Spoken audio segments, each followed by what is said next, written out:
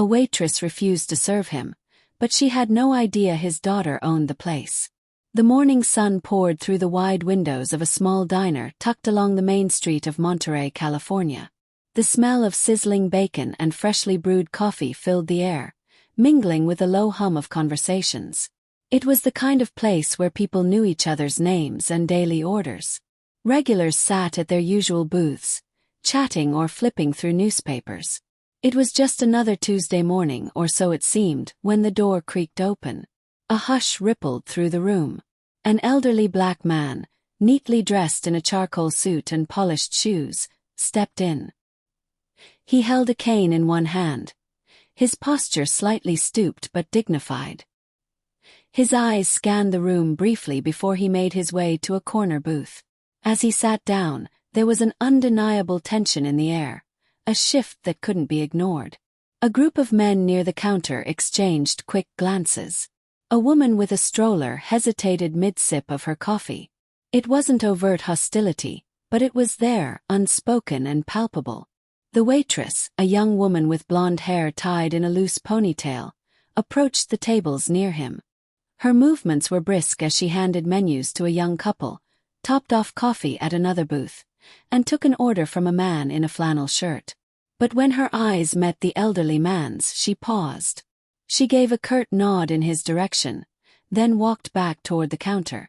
Minutes passed. The man sat quietly, his hands folded in front of him, glancing occasionally at the laminated menu in front of him. The waitress didn't return. At first, the other patrons seemed unsure of what to do.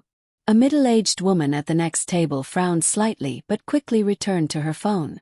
The young couple whispered to each other but avoided looking in his direction. The man raised his hand politely, signaling for service. The waitress glanced over but made no move to acknowledge him.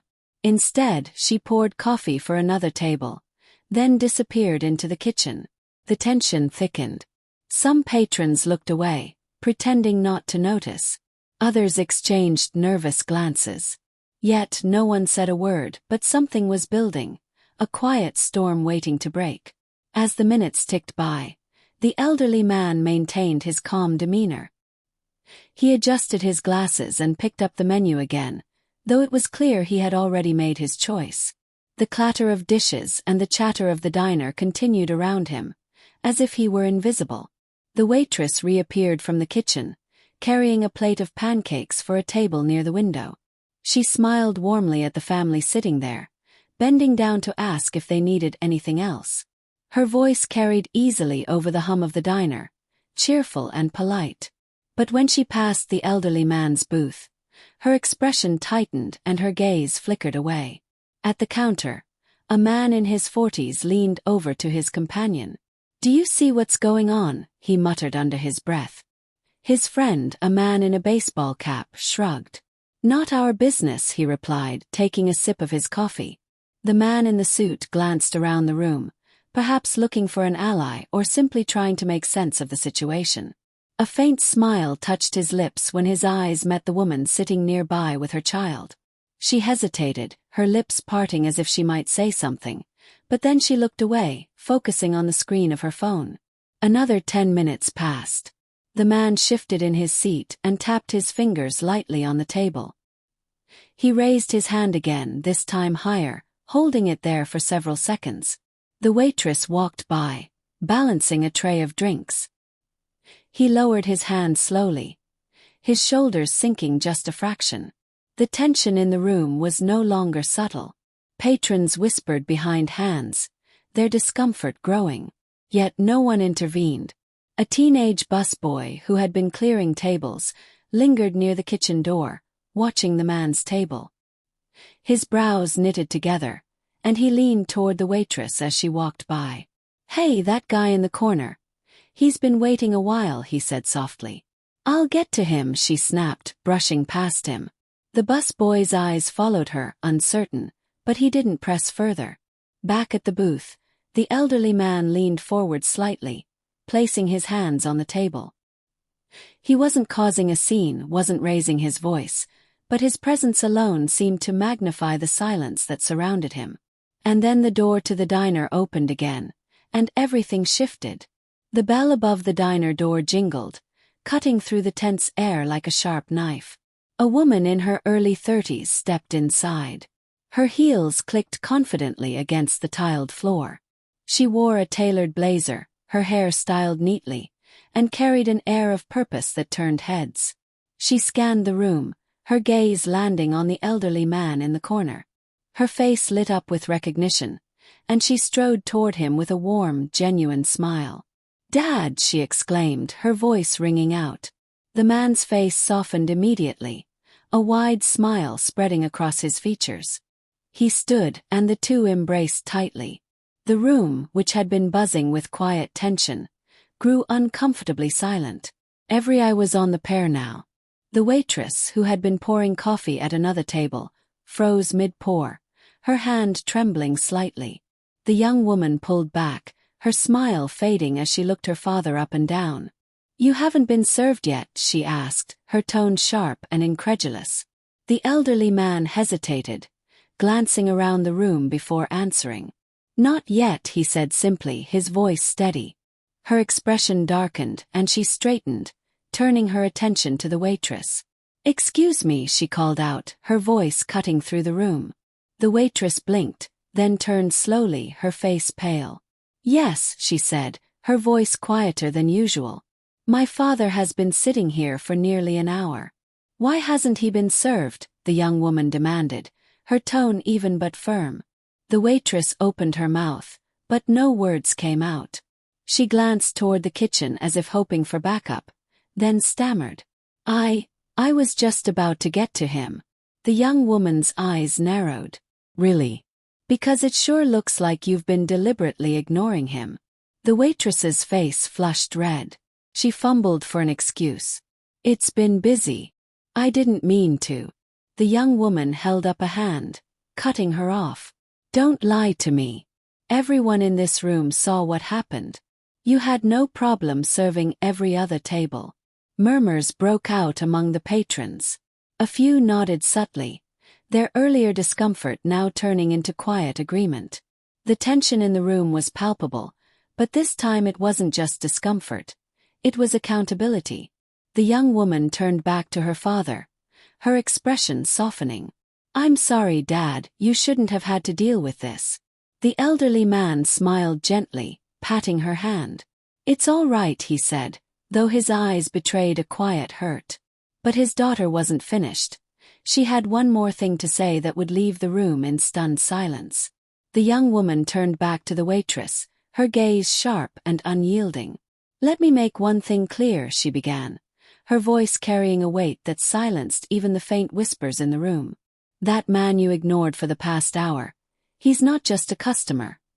He's my father, and I own this restaurant." The room seemed to freeze. Every head turned toward the waitress, whose face had drained of all color. Her mouth opened and closed, but no words came out. The weight of the revelation hung heavily in the air, pressing down on everyone in the diner. You own the place," the waitress finally managed to whisper, her voice trembling. "That's right," the young woman replied, her tone unwavering. "I've poured my heart into this business. I built it to be a place where everyone feels welcome, regardless of who they are. And today you've disrespected not only my father but everything this restaurant stands for." The waitress took a shaky step back, clutching the coffee pot in her hand as if it might anchor her. "I didn't mean to. She trailed off, her excuses sounding hollow even to her own ears. "You just what?" the young woman pressed, her voice rising slightly. "Thought you could decide who deserves respect and who doesn't. Thought no one would notice." She gestured to the room. Well, everyone noticed. The patrons sat in stunned silence, some shifting uncomfortably in their seats. A few exchanged guilty looks, remembering how they had chosen not to speak up earlier. The young woman scanned the room, her gaze landing on each table in turn. "And to the rest of you," she said, her voice softer now but no less firm. "Why didn't anyone say anything? Why did you all sit here and let this happen?" A man at the counter cleared his throat awkwardly. I didn't want to get involved," he muttered, looking down at his coffee cup. The young woman's eyes narrowed. Silence is complicity. When you see something wrong and say nothing, you're part of the problem. Her words lingered, cutting through the room like a knife. The elderly man placed a hand on his daughter's arm. His touch gentle. "Let it go, sweetheart," he said softly. "They've heard enough." She turned to him, her expression softening once more. "Dad, you deserve better. This shouldn't have happened." He smiled, a quiet strength in his eyes. "I know, but the lesson has been learned." The waitress, now visibly shaking, stammered, "I'm so sorry. I wasn't thinking. Please, I'll do better." The young woman stared at her for a long moment before nodding curtly. "You'll have the chance to prove it. But if I see anything like this again, you're done." The room was silent, heavy with the weight of everything that had just unfolded. But the lesson was far from over. The young woman stepped back and glanced around the room. "This restaurant was built on the values of kindness and respect," she said, addressing everyone. "Not just because it's good for business, but because it's the right thing to do. Every person who walks through that door deserves to be treated with dignity. No exceptions." The waitress nodded vigorously, her cheeks flushed with shame. "I promise I'll make it right.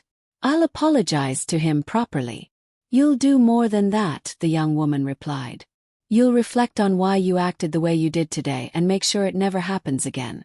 I'm giving you this chance because I believe people can change, but it's up to you to prove it." The waitress swallowed hard and nodded again. "I understand. Thank you." The young woman turned back to her father, her expression softening once more. "Let's get you that breakfast you came here for." But her father shook his head with a quiet chuckle. "I think I've lost my appetite for eggs and bacon. Let's go home, sweetheart." The patrons, who had remained silent for so long, began to stir. A woman from the far corner stood up hesitantly. "Ma'am," she said, her voice timid, "I want to apologize. I saw what was happening and I should have spoken up. It wasn't right to just sit and watch."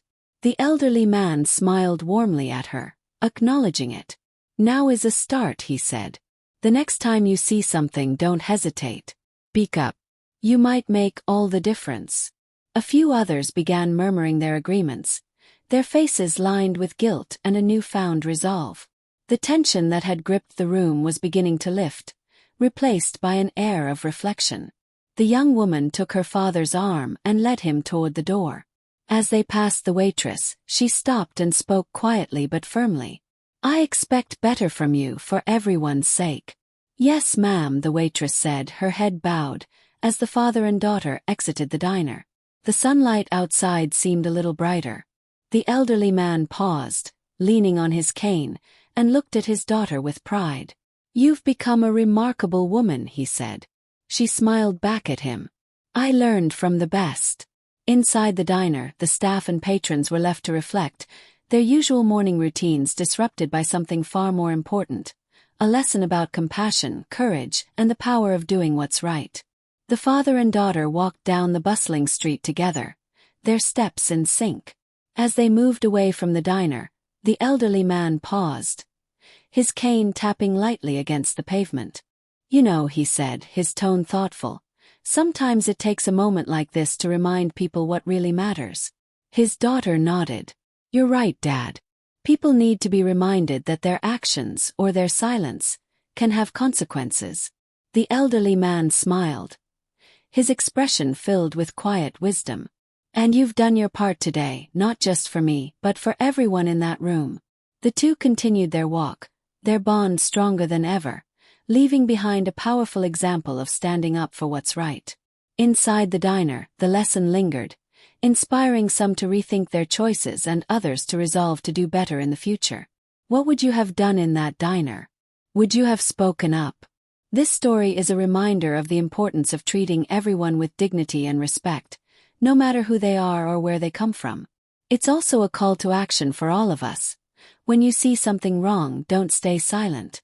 Speak up, take a stand. Your voice might be the one that changes everything. If this story moved you, don't forget to like, share, and subscribe for more stories that inspire reflection and action. Let's make a difference together, one story at a time.